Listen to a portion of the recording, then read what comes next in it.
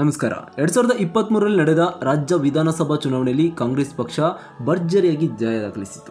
ಬಹುಮತಕ್ಕಿಂತ ಹೆಚ್ಚು ಸ್ಥಾನಗಳನ್ನು ಗೆದ್ದು ಸರ್ಕಾರ ರಚನೆ ಮಾಡಿತು. ಇದೇ ಖುಷಿಯಲ್ಲಿರುವ ಕೈ ನಾಯಕರಿಗೆ ಈ ಬಾರಿಯ ಲೋಕಸಭಾ ಚುನಾವಣೆ ದೊಡ್ಡ ಸವಾಲಾಗಿ ನಿಂತಿದೆ.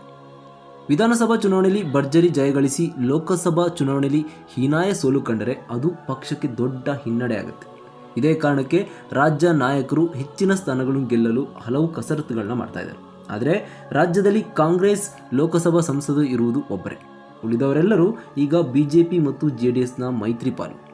ಇದಷ್ಟೇ ಅಲ್ಲದೆ ಕಾಂಗ್ರೆಸ್ಗೆ ಮೇಲಿಂದ ಮೇಲೂ ಪೆಟ್ಟು ಕೊಡುತ್ತಿರುವುದು ಬಿಡುಗಡೆ ಆಗ್ತಿರುವ ಸಮೀಕ್ಷೆಗಳು. ಕಳೆದ ವಾರ ಬಿಡುಗಡೆಯಾಗಿದ್ದ ಜಿ ನ್ಯೂಸ್ ಮೆಟ್ರಿಕ್ಸ್ ಚುನಾವಣಾ ಪೂರ್ವ ಸಮೀಕ್ಷೆ ಕೂಡ ಬಿಜೆಪಿ ಹೆಚ್ಚು ಸ್ಥಾನ ಗಳಿಸಲಿದೆ ಅಂತ ಹೇಳಿತು. ಸಮೀಕ್ಷೆಯ ವರದಿ ಪ್ರಕಾರ ಬಿಜೆಪಿ ಮೈತ್ರಿಕೂಟ 23 ಮತ್ತು ಆಡಳಿತ ಪಕ್ಷ ಕಾಂಗ್ರೆಸ್ 5 ಸ್ಥಾನಗಳಲ್ಲಿ ಗೆಲುವು ಸಾಧಿಸುತ್ತೆ ಅಂತ ಹೇಳಿತು. ಇದರ ಬೆನ್ನಲ್ಲೇ ಬಿಡುಗಡೆಯಾಗಿರುವ ಇಂಡಿಯಾ ಟಿವಿ ಸಿಎನ್ಎಕ್ಸ್ ಸಮೀಕ್ಷೆ ಕೂಡ ಕಾಂಗ್ರೆಸ್ಗೆ ನಿರಾಸೆ ತಂದಿದೆ.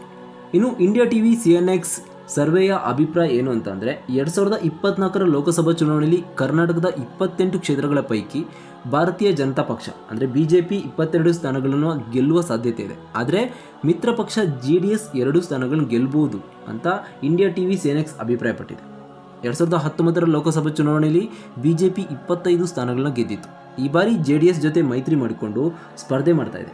ಹೀಗಾಗಿ ಬಿಜೆಪಿ ಜೆಡಿಎಸ್ ಮೈತ್ರಿ ಬಿಜೆಪಿ ಬಳಿ ಇರೋದು 25.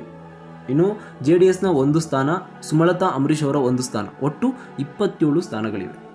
ಆದರೆ 2023ರಲ್ಲಿ ನಡೆದ ವಿಧಾನಸಭಾ ಚುನಾವಣೆಯಲ್ಲಿ ಕಾಂಗ್ರೆಸ್ ಪಕ್ಷವು ಭರ್ಜರಿ ಜಯ ಸಾಧಿಸಿ ರಾಜ್ಯದಲ್ಲಿ ಬಹುಮತದ ಸರ್ಕಾರ ರಚಿಸಿರುವ ಕಾಂಗ್ರೆಸ್ ಲೋಕಸಭಾ ಸ್ಪರ್ಧೆಯಲ್ಲಿ ಹಿಂದುಳಿಯುತ್ತೆ ಅಂತ ಹೇಳ್ಬೋದು. ಈ ಪಕ್ಷವು ಈ ಬಾರಿಯ ಚುನಾವಣೆಯಲ್ಲಿ ಕೇವಲ 4 ಸ್ಥಾನಗಳನ್ನು ಗೆಲ್ಲುತ್ತೆ ಅಂತ ಅಂದಾಜಿಸಲಾಗಿದೆ. ಎನ್ಡಿಎ ಒಟ್ಟು 24 ಸ್ಥಾನಗಳನ್ನು ಗೆದ್ದರೆ ಕಾಂಗ್ರೆಸ್ 4 ಸ್ಥಾನಗಳನ್ನು ಗೆಲ್ಲಬಹುದು. ಇತ್ತ ಮುಖ್ಯಮಂತ್ರಿ ಸಿದ್ದರಾಮಯ್ಯ, ಉಪಮುಖ್ಯಮಂತ್ರಿ ಡಿಕೆ ಶಿವಕುಮಾರ್ ಸೇರಿದಂತೆ ಕಾಂಗ್ರೆಸ್ ನಾಯಕರು ಈ ಬಾರಿಯ ಲೋಕಸಭಾ ಚುನಾವಣೆಯಲ್ಲಿ ಕಾಂಗ್ರೆಸ್ 22ಕ್ಕೂ ಹೆಚ್ಚು ಸ್ಥಾನಗಳನ್ನ ಗೆಲ್ಲುತ್ತೆ ಅಂತ ಹೇಳಿದ್ದಾರೆ. ಬಿಜೆಪಿಯ ಸಂಸದರನ್ನು ಈ ಬಾರಿ ರಾಜ್ಯದ ಜನತೆ ತಿರಸ್ಕಾರ ಮಾಡುತ್ತೆ ಅಂತ ಭವಿಷ್ಯ ಹೇಳಿದ್ದಾರೆ.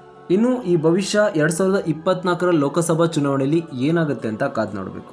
ಇನ್ನು ಈ ಹಿಂದಿನ ಲೋಕಸಭಾ ಚುನಾವಣೆಯ ಫಲಿತಾಂಶ ನಾವು ನೋಡೋದಾದರೆ 2019ರಲ್ಲಿ ನಡೆದ ಕರ್ನಾಟಕ ಲೋಕಸಭಾ ಚುನಾವಣೆಯಲ್ಲಿ ಒಟ್ಟು ಸೀಟ್ ಇದ್ದಿದ್ದು 28. ಅದರಲ್ಲಿ ಬಿಜೆಪಿ ಗೆದ್ದಿದ್ದು 25, ಕಾಂಗ್ರೆಸ್ 1, ಜೆಡಿಎಸ್ 1. ಇನ್ನು ಈ ಪಕ್ಷ ಎಲ್ಲ ಬಿಟ್ಟು ಸ್ವತಂತ್ರವಾದ ಒಂದು ಪಕ್ಷ ಗೆದ್ದಿದ್ದು 1. ಇನ್ನು 2014ರ ಕರ್ನಾಟಕ ಲೋಕಸಭಾ ಚುನಾವಣೆ ಫಲಿತಾಂಶ ನೋಡೋದಾದರೆ ಬಿಜೆಪಿ 17, ಕಾಂಗ್ರೆಸ್ 9 ಮತ್ತು ಜೆಡಿಎಸ್ 2 ಸ್ಥಾನಗಳನ್ನ ಗೆದ್ದಿತ್ತು. 2024ರ ಲೋಕಸಭಾ ಚುನಾವಣೆಗೆ ಆಡಳಿತಾರೂಢ ಬಿಜೆಪಿ ಭರ್ಜರಿ ಸಿದ್ಧತೆ ನಡೆಸಿದೆ. ಬಿಜೆಪಿ ಮೊದಲ ಪಟ್ಟಿ ಪ್ರಕಟಿಸಿರುವ ಬೆನ್ನಲ್ಲೇ ಕರ್ನಾಟಕದಲ್ಲಿ ರಾಜಕೀಯ ಚಟುವಟಿಕೆಗಳು ತುಂಬಾ ಚುರುಕಾಗಿ ನಡೀತಾ ಇದೆ. ಅದರಲ್ಲೂ ಕರ್ನಾಟಕ ರಾಜಕೀಯದಲ್ಲಿ ಅಚ್ಚರಿಯ ಬೆಳವಣಿಗೆಯೊಂದು ನಡೆದಿದೆ. ದಕ್ಷಿಣ ಕನ್ನಡ ಲೋಕಸಭಾ ಕ್ಷೇತ್ರದಿಂದ ಅಚ್ಚರಿ ಎಂಬಂತೆ ಕೇಂದ್ರ ಸಚಿವೆ ನಿರ್ಮಲಾ ಸೀತಾರಾಮನ್ ಕಣಕ್ಕೆ ಇಳಿಯುವುದು ಬಹುತೇಕ ಖಚಿತ. ಕಳೆದ 3 ಅವಧಿಯಿಂದಲೂ ಈ ಕ್ಷೇತ್ರದಿಂದ ಬಿಜೆಪಿ ಮಾಜಿ ರಾಜ್ಯಾಧ್ಯಕ್ಷ ನಳಿನ್ ಕುಮಾರ್ ಕಟೀಲ್ ಸ್ಪರ್ಧೆ ಮಾಡ್ತಿದ್ರು. ಇನ್ನು ಮತ್ತೋರ್ವ ಕೇಂದ್ರ ಸಚಿವ ಜೈಶಂಕರ್ ಅವರು ಕೂಡ ಕರ್ನಾಟಕದಿಂದಲೇ ಸ್ಪರ್ಧೆಗೆ ಮನಸ್ಸು ಮಾಡಿದ್ದಾರೆ. ಮಾಜಿ ಮುಖ್ಯಮಂತ್ರಿ ಡಿ.ವಿ. ಸದಾನಂದಗೌಡ ಅವರಿಂದ ತೆರವಾಗಿರುವ ಬೆಂಗಳೂರು ಉತ್ತರ ಲೋಕಸಭಾ ಕ್ಷೇತ್ರದಿಂದ ಜೈಶಂಕರ್ ಅವರು ಸ್ಪರ್ಧೆ ಮಾಡುವ ಸಾಧ್ಯತೆ ಇದೆ. 2024ರ ಲೋಕಸಭಾ ಚುನಾವಣೆಗೆ ಇಷ್ಟೆಲ್ಲ ಕಸರತ್ತು ಮಾಡುತ್ತಿರುವ ಬಿಜೆಪಿ, ಜೆಡಿಎಸ್ ಮತ್ತು ಕಾಂಗ್ರೆಸ್ ಪಕ್ಷಗಳು ಅವರ ಭವಿಷ್ಯ ಏನಾಗುತ್ತೆ ಅಂತ ಕಾದು ನೋಡಬೇಕಾಗಿದೆ. ಧನ್ಯವಾದಗಳು.